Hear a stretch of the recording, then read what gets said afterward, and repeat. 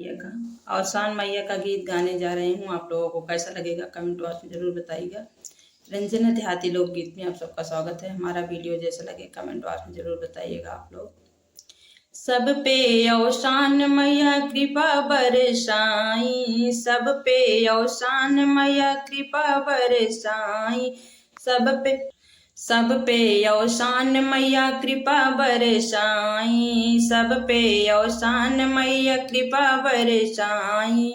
टीका लगाई आई बिंदिया लगाई आई, टीका लगाई आई बिंदिया लगाई आई, टीका लगाई आई बिंदिया लगाई आई, सिंदूराय अमर कई के जाई अवसान माई, सिंदूराय अमर कई सिंदूराय अमर कई के जाई अवसान माई, सिंदूराय अमर कई के जाई अवसान माई।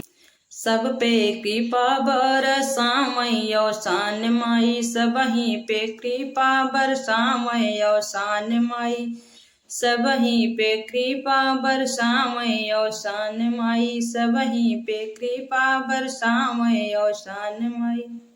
चूड़िया पहन के आए कंगना पहन के आई, चूड़िया पहन के आई कंगना पहन के आई, चूड़िया पहन के आई कंगना पहन, मेहंदी अमर कई के जई हैं अवसान माई, मेहंदी अमर कई के जई हैं अवसान माई, मेहंदी अमर कई के जई हैं अवसान माई, मेहंदी अमर कई के जई हैं अवसान।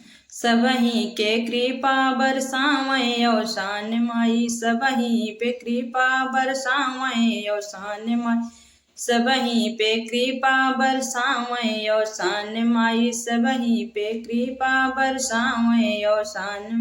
पायल पहन के आए बिछुआ पहन के आई, पायल पहन के आई बिछुआ पहन के, ललता अमर कई के जाई अवसान माई, ललता अमर कई के जाई अवसान माई, ललता अमर कई के जाई अवसान माई, सबहीं पे कृपा बरसाई अवसान माई, सबहीं पे कृपा बरसाई अवसान माई, सबहीं पे कृपा बरसाई अवसान माई।